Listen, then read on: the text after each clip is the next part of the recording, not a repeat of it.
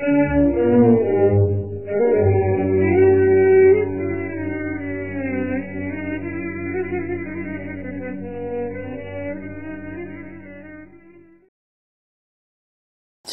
kedua, wa man kana yu'minu billahi wal yaumil akhir falyukrim jaroh. Ini nih hadis yang apa namanya, yang sangat perlu sekali supaya kita tahu bagaimana bertetangga yang baik.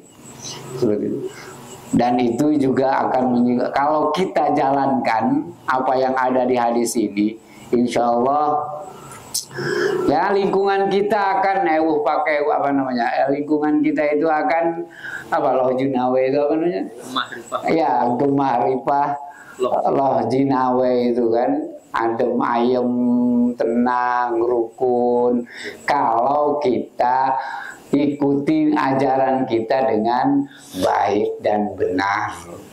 Nah itu karena Rasulullah Shallallahu Alaihi Wasallam zaman dulu juga sejak awal juga sudah bicara, sudah bersabda, ya, wa man kana yu'minu billahi wal yaumil akhir falyukrim jaroh. Dan siapa yang beriman kepada Allah dan yaumil akhir dan hari akhir, hendaknya dia menghormati tetangga. Seperti itu. Nah, yang termasuk tetangga itu siapa? Termasuk tetangga itu orang yang tinggal di rumah kita, ya, atau orang yang tinggal satu rumah kecuali bukan dari keluarga kita. Contohnya ada satu rumah, terus di dalamnya ada dua keluarga, nah itu tetangga juga. Ada tetangga yang samping kiri kanan kita yang dihalangi oleh dinding rumah, nah itu juga tetangga. Ada lagi yang ketiga, tetangga ke utara 40, ke selatan 40, ke barat 40, ke timur 40. Nah itu juga tetangga, cuman agak luas. Itu jadi tetangga itu apa namanya dibagi tiga. Ada tetangga yang sifatnya satu rumah, ada yang tetangga dibatasi oleh dinding rumah saja, dan ada tetangga yang sifatnya lingkungan. 40 ke utara, ke selatan 40, berarti jumlah totalnya 160. Sama dengan jumlah satu RT ya. Nah, mungkin ya penghitungan jumlah kakak dalam satu RT itu mungkin di sini. Ke utara 40, ke selatan 40, ke barat 40, seperti itu. Makanya di kita tradisinya satu RT itu 40 ya. Kita udah masuk 40 seperti itu. Nah, itu pembagiannya. Tapi ada lagi secara secara gaib kita juga punya tetangga.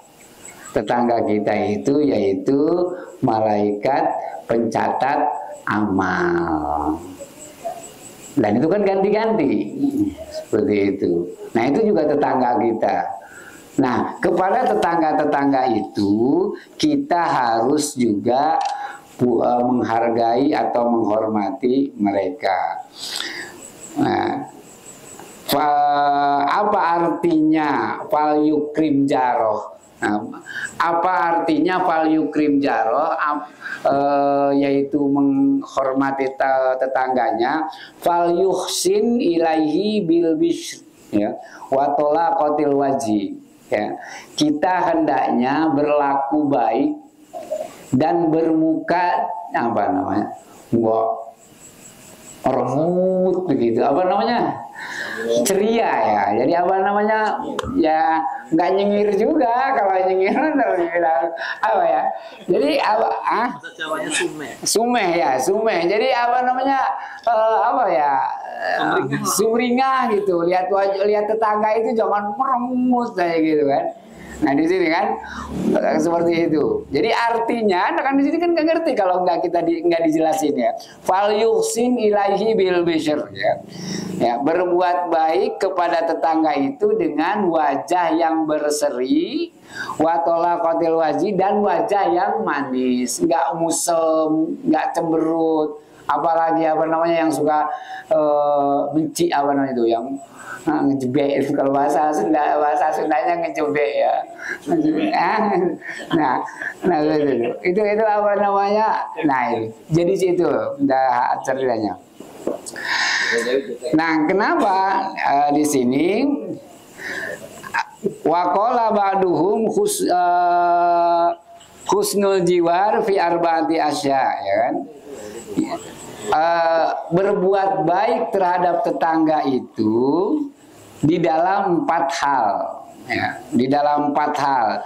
Yang pertama, aywasiyahu bima indahu. Bagaimana caranya kita berbuat baik terhadap tetangga?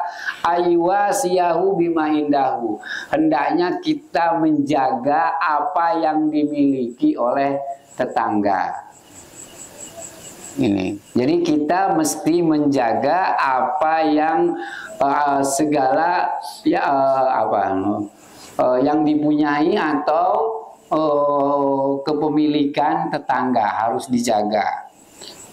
Yang kedua, walayat ma'u fima lijarihi, dan jangan pernah kita ada keinginan untuk memiliki apa yang dimiliki oleh tetangga.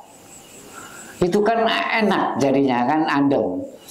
Nggak ketika tetangga beli ini baru kita pengen baru, panas. Nah, kan? Nah itu malah nyapein diri. Di sini kan udah diganti, udah diwanti-wanti. Kita harus menjaga kepemilikan apa yang dimiliki oleh tetangga. Ya. Yang kedua tadi, kita tidak boleh punya keinginan untuk memiliki atau toma atau bernafsu terhadap apa yang dimiliki tetangga. Yang kedua, wa ayamna'a azahu anhu. Dan hendaknya kita menjaga segala sesuatu yang akan merugikan atau mencelakakan tetangga. Nah itu.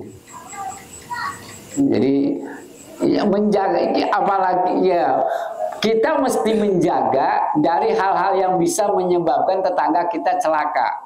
Berarti kalau mencelakai tetangga berarti sangat dosa besar. Justru kita harus menjaga mestinya. Wa ayasbir ila azaitah, katanya.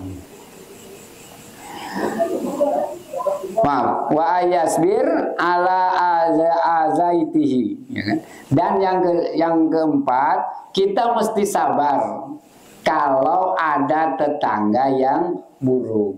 Jadi mesti bersabar terhadap keburukan tetangga. Kan ada 3, ada 2 tingkatan ini. Kalau udah tingkatan yang pertama berarti jadi wali nih. Pertama, kita yang paling dasar adalah jangan sampai mengganggu. Kalau kita tidak mampu berbuat baik, jangan sampai mengganggu. Itu level yang paling rendah. Jangan sampai mencederai tetangga, jangan sampai mengganggu, jangan sampai. Yang kedua, ya, kita jangan mengganggu dan berbuat baik terhadap tetangga. Yang tadi itu, yang keempat itu tadi. Nah, yang ketiga, kita tidak mencelakai atau merugikan tetangga, ya, yang terus kita berbuat baik terhadap tetangga, dan kita bersabar terhadap keburukan atau kesalahan atau kezaliman yang dilakukan tetangga.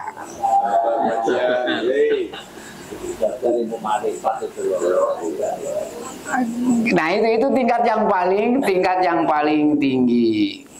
Ini ada cerita yang dialami oleh Imam Abu Hanifah. Nih, ini Abu Hanifah. Jadi ada di tetangga Imam Abu Hanifah itu di sini diceritakan kalau Abu Hanifah datang ke rumah itu orang sengaja main musik keras-keras. Main musik keras-keras. Ya Abu Hanifah masih tenang-tenang saja kan. Nah terus ditegur oleh murid-muridnya Abu Hanifah. Kamu nggak boleh begitu. Itu mengganggu Abu Hanifah. Biarin aja, dia kan imam besar katanya kan. Masa nggak kuat dengan godaan dengan musik saja. Terus lama-lama itu. Tiap hari setiap datang Abu Hanifah datang ke rumah dia main musik sengaja. Suatu saat dia punya masalah, tapi bukan urusan di rumah mungkin. Dia ditangkap polisi dan dipenjara. Didatangin tuh Abu Hanifah, sama Abu Hanifah. Terus ditanya sama polisi, ya Imam ngapain kamu kesini? Saya kehilangan tetangga yang biasa rame. Saya kehilangan tetangga yang biasa main musik kalau saya datang, seperti itu. Nah itu terus ya saya mau bebasin, saya mau tebus dan saya sebagai jaminannya. Akhirnya orang itu ditebus dan disuruh pulang. Nggak tahu apa setelah dia pulang dia main musik lagi apa enggak, saya nggak dijelasin di sini tuh. Itu kalau masih ngeganggu juga kurang ajar juga. Nah itu, jadi ya itu yang tingkat paling tinggi seperti itu. Ada juga dulu satu lagi si imam siapa saya lupa itu masih anak muda, ya nanti datang ke rumah ya saya. Oh siap, di depan kan deket rumahnya. Kiai ke rumah sebentar. Ya si kiainya datang tuh ke rumah itu. Datang nyampe ke rumah, oh maaf Kiai nggak jadi, gitu kan? Dia pulang lagi. Nggak lama kemudian dipanggil lagi, Kiai saya ada perlu. Dia nyuruh orang gitu kan, bilangin ke Kiai suruh datang lagi ke sini. Datang lagi tuh Kiai. Nyampe ke rumahnya jauh-jauh, oh maaf nggak jadi Kiai, balik lagi itu. Terus habis itu yang ketiga kali dia nyuruh orang lagi suruh manggil Kiai suruh datang ke rumahnya. Pas nyampe ke rumahnya si anak mudanya itu, aduh maaf Kiai nggak jadi katanya. Nggak jadi ini, udah pulang lagi aja. Terus dia nanya, Pak Yai nggak marah ke saya? Loh, saya nggak ada masalah dengan kamu. Gitu. Lah, saya panggil 3 kali, saya bohongin terus. Kayak saya panggil Kiai ke rumah datang, terus saya saya bilang nggak jadi lagi, Kiai balik lagi. Emang nggak nggak marah ke saya? Oh, saya nggak marah. Saya cuma melaksanakan perintah Rasulullah agar kita menghormati tetangga. Jadi saya nggak ada urusan dan saya senang. Saya senang melaksanakan perintah Rasulullah untuk menghormati tetangga. Saya nggak ada urusan sama ente. Ketika tetangga memanggil saya datang. Ketika tetangga memanggil saya lagi, ya saya datang lagi karena saya mengikuti perintah Rasul untuk menghargai, menghormati tetangga. Jadi saya nggak marah sama sekali sama kamu dan kamu nggak ada masalah dengan saya. Nah itu. Jadi itu yang membedakan orang-orang baik dengan orang-orang yang punya hati tulus. Ada lagi sampai ada di sini dikatakan kalau nggak salah Ibrahim bin Adam apa siapa di sini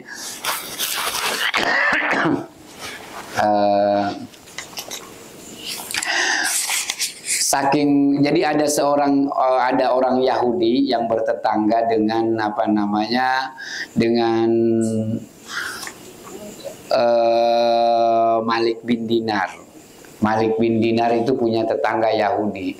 Suatu saat Yahudi itu ngebangun rumah di belakangnya itu. Nah, nggak sadar sepitingnya itu masuk apa namanya, masuk rumahnya. Ada yang bocor ke rumah Malik bin Dinar.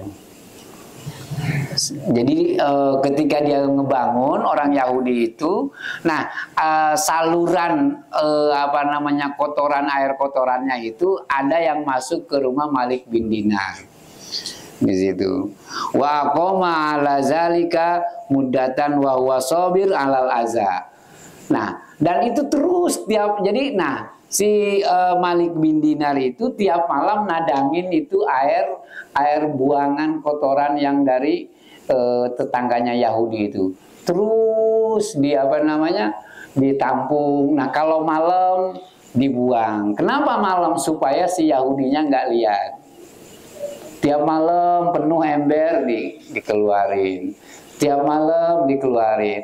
Nah, suatu saat si Yahudinya tahu bahwa Malik bin Dinar itu tiap malam suka nadangin ember untuk nadangin air kotoran dari rumahnya. Dia datang minta maaf, si Yahudinya itu minta maaf dan mulai dari itu dia masuk Islam. Kata dia begitu indahnya agama kamu dan saya masuk Islam. Terus ditanya, ya Malik, azaituka wa anta sabir walam tukhbiruni, katanya. Aku sudah merugikan kamu, aku sudah mencelakai kamu, tapi kenapa kamu terus bersabar dan tidak mengasih tahu ke saya? Kata Malik bin Dinar, mazala Jibril qala Rasulullah sallallahu alaihi wasallam, mazala Jibril yusini bil jar hatta zanantu annahu sayurisahu, katanya. Bahwa Jibril selalu menasehati Rasulullah tentang masalah tetangga, sehingga Rasulullah menyangka bahwa tetangga itu merupakan bagian dari ahli waris. Saking kita harus menghormati tetangga dan jangan sampai mencederai atau mengecewakan atau menzalimi tetangga. Nah, itu bahwa ada 4 hak empat hal yang harus dijaga dari tetangga. Nah, waruwiya an Muawiyah ibnu Haidah radhiyallahu ta'ala anhu marfu'an, dan diriwayatkan dari Muawiyah bin Haidah radhiyallahu anhu bahwa hakul jar, katanya kan, bahwa hak tetangga itu hak-hak tetangga itu, satu, jika tetangga sakit in marido uddah, maka hendaklah dijenguk. Wa in mata sayangtah, katanya kan. Dan jika meninggal maka uruslah jenazahnya. Wa in istaqradaka aqradtah, jika tetangga kamu minjam sesuatu maka beri pinjam. Wa ini retaka ba amran yu'ibuhu satartah, dan jika mereka melakukan kesalahan yang membuat aib mereka tercemar, yang membuat mereka aib atau mereka menjadi buruk namanya dan tercemar, itu usahain ditutup. Bukan justru malah di blow up atau diviralkan seperti itu, malah kebalik, ya kan?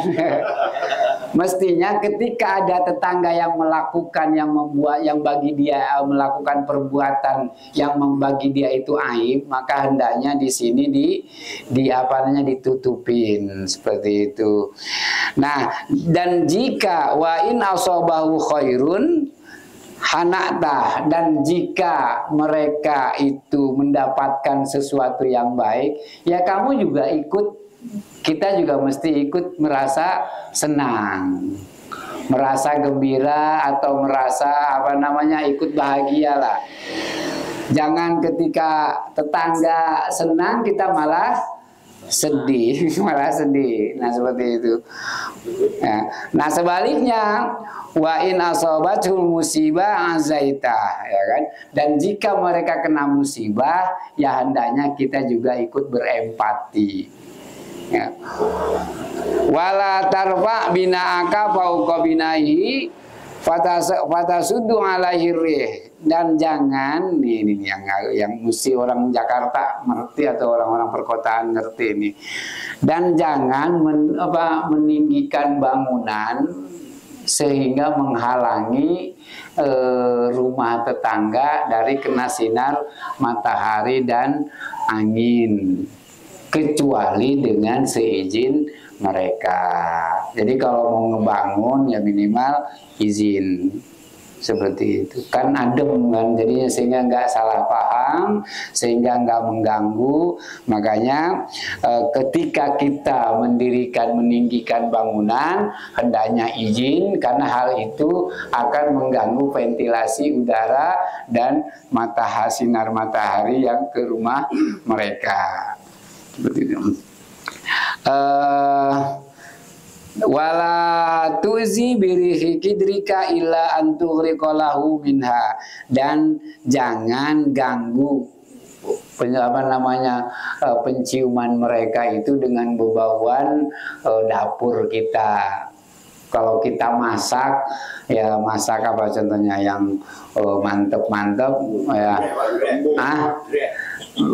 ikan kembung, ya jengkol. Enggak, maksudnya yang enak-enak gitu loh, yang enak-enak sehingga baunya tetangga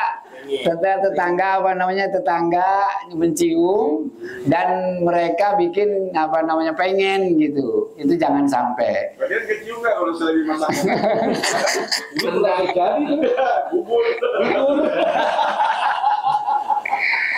Kalau enggak maka hendaknya katanya kan antughriqalahu minha, minimal diambilin ya dibagi. Nah, seperti itu. Pernah mau Pak? Emang pernah masak kapan mau diantarin?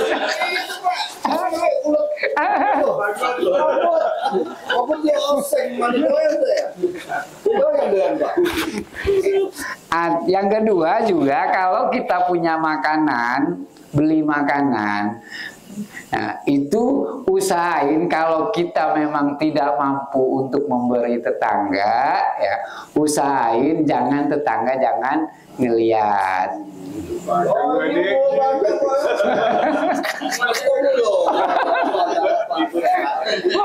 Malah diteng-teng,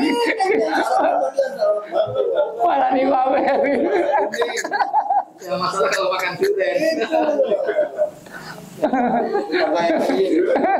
Semua pindah. Jangan kalau kita beli sesuatu dan memang tidak cukup untuk kita bagi ke tetangga, usahain ketika bawa masuknya jangan sampai kelihatan tetangga. Atau kita ngasih anak-anak kita, nah anak-anak kita makan di luar sehingga kelihatan tetangga. Seperti itu, anak-anak tetangga ngelihat anak kita makan yang enak-enak sementara dia nggak dikasih, nah itu yang akan membuat sakit hati tetangga. Nah itu hal-hal yang sangat prinsip yang membuat hal-hal yang perlu kita perhatikan agar kerukunan antara kita yang hidup tidak 1 hari 2 hari dengan tetangga, ya seperti itu, nah agar dijaga.